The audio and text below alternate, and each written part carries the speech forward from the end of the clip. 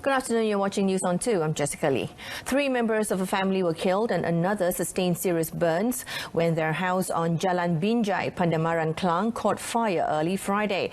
Selangor Fire and Rescue Department Assistant Director of Operations Hafisham Muhammad Noor said the victims who perished in the fire were Pua Yok Moy, 70, Sun Si Ing, 54, both women, and a man with disability identified as Ang Kar Hian, 22.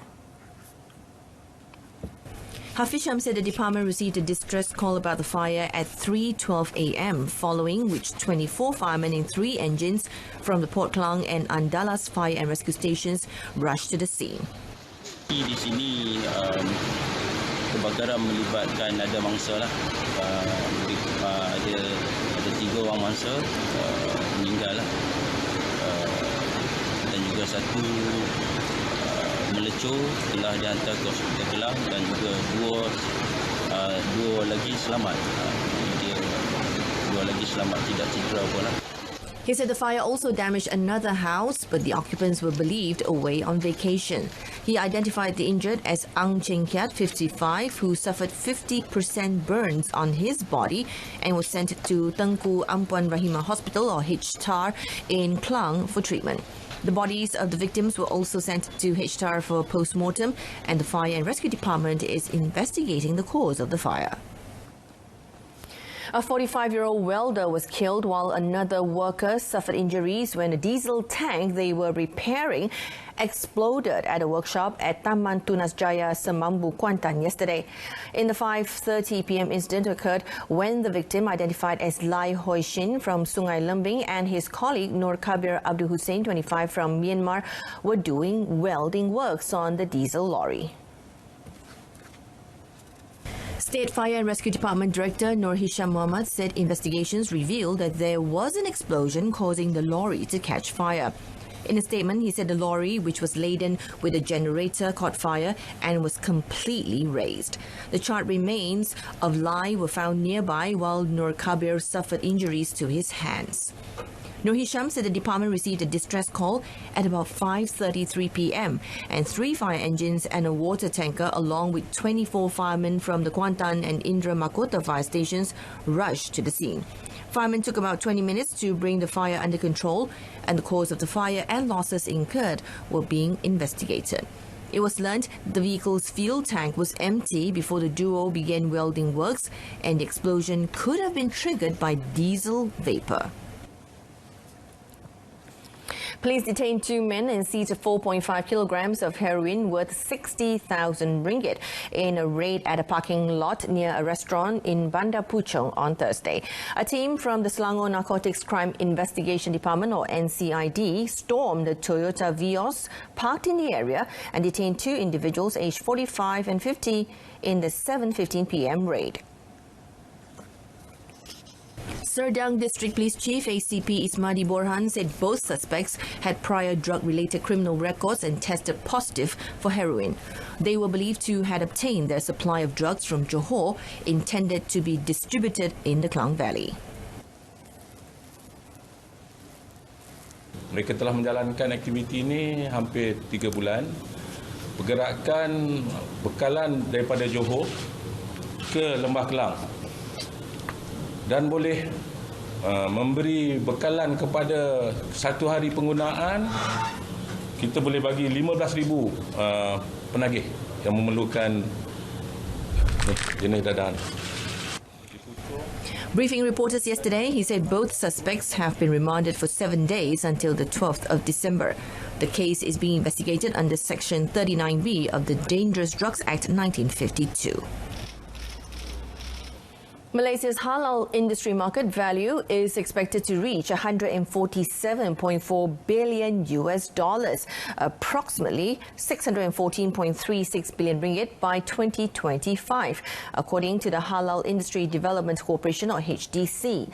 Entrepreneur Development Ministry Secretary General Datuk Wan Suraya Wan Muhammad Razi said the halal industry keeps booming, with 70% of the market value comes from the food sector.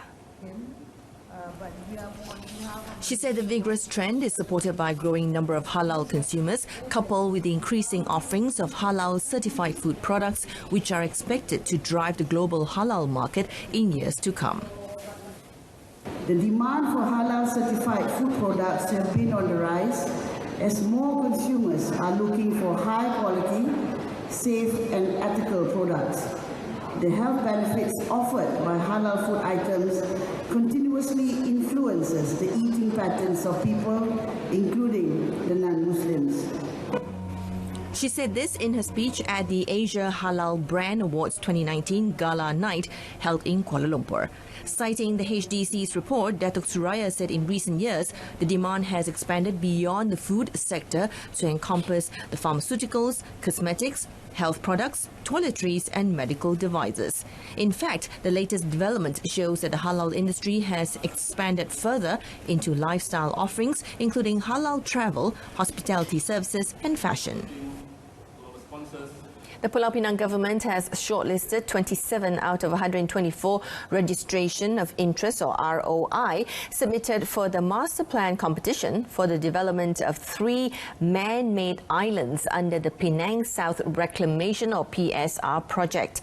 Chief Minister Chow Kon Yeow said the Penang South Islands PSI Master Plan Design Competition or MDC, which was held between 6th to the 25th of November, attracted the interest of architectural firms from 25 countries, including Malaysia. Now, speaking in a press conference yesterday, Chow said the PSI was a strategic initiative of the Penang government, which would be a catalyst for its socio-economic agenda. He said 9 of the shortlisted ROI were from architectural firms in Malaysia, while the others were from 10 other countries, including United Kingdom, Netherlands and Australia. Financing of the project will also have to be finalized during this period. So depending on financial arrangement, we will decide on which package to start first. The 46 billion ringgit PTMP project entails the construction of an undersea tunnel connecting the island to the mainland, highways, LRT, monorail and a bus network on the island and Seberang Perai. The 46 billion ringgit PTMP project entails the construction of an undersea connecting the island to the mainland.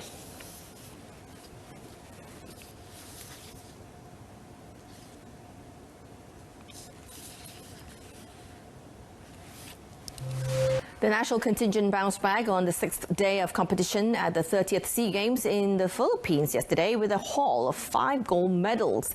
And the latest, rhythmic gymnast Iza Amzan secured another gold for Malaysia this morning in women's ball event. With 5 days remaining before the curtain drops on the biennial sporting event, the Philippines has confirmed their place as champions for the second time with an unassailable lead of 71 gold, 55 silver and 50 bronze, while Indonesia climbed up 1 spot to second with 40 gold, 41 silver and 47 bronze medals. In yesterday's action, the diving squad contributed the first goal through 2018 Asian Games silver medalist Wendy Ng Yan Yi, who excelled in the 3-meter individual springboard, scoring 298.9 points after 5 rounds at the New Clark City Aquatic Centre. The men's pair, Ui Zi Liang and Chiu Yi Wei, then won the 3-meter springboard event, scoring 398.16 points after 6 dives. National elite swimmer Pi Jing En then splashed her way to a gold medal, clocking 31.4 seconds in the women's 50 meters breaststroke event. The 10-pin bowling squad, through the combination of Muhammad Rafiq Ismail, Tun Hakim Tun Hasnul Azam, Ahmad Muaz Fishol and Timmy Tan, then scored 4,980 pinfalls to land the gold in the men's team event. Meanwhile, in the women's category, the strong lineup of veteran Charlene Zulkifli, Esther Chia, Sin Lee Jane and Siti Safia Amira Abdurrahman bagged the silver with 4,803 pinfalls. Snooker pair Mo Kin Hoo, Lim Kok Leong then landed Malaysia's first snooker gold in the games after defeating host nation players and heavy favourites Elvin Barbero and Jeffrey Roda 3-1 in the finals at the Manila Hotel tent. Muhaiza Muhammad gave Malaysia's first medal in athletics when he bagged the bronze medal in the men's marathon after clocking 2 hours, 33 minutes and 8 seconds. The gold went to Agus Prayogo of Indonesia, while Thailand's Sanchai Namket bagged the silver. The Malaysian contingent will continue their hunt for gold in the 7th day of competition today in several events, among them diving, 10-pin bowling, cycling, rhythmic gymnastics, ice hockey, sailing and shooting. Meanwhile, Malaysia's Chef de Mission or CDM to the 30th SEA Games, Datuk Megah Zulkarnain Ormadin, is optimistic the national contingent can meet its target of 70 gold medals with 5 days left in the competition. Datuk Megah said although some of the sports with gold medal prospects did not deliver, the situation was still under control. Saya fikir kita on the right track, tetapi adalah terlalu awal untuk kita kata kita boleh pastinya mencapai sasaran, tapi saya percaya banyak lagi sukan-sukan lain yang kita sememangnya bagus, artistik, gym drama dan sebagainya. Yang ini saya yakin kita dalam ke arah 70 sasaran yang kita sasarkan. Met after witnessing the men's snooker doubles final, he said lawn bowl, archery, badminton, gymnastics, artistic gymnastics, sports and 10-pin bowling are among the sports Malaysia hopes to win gold medals in. However, with less than stellar performances by the archery and badminton squads, and the fact that the contingent is yet to hit 50% of its overall target, has caused concern among many quarters. Now, if Malaysia achieves its 70 gold target, it will surpass the country's best away performance with 68 gold medals in the 2007 edition in Korat, Thailand. And that's it from us. In our top story, 3 family members perished in house fire. Do join us again at 7 this evening for more updates. I'm Jessica Lee. Thank you for watching.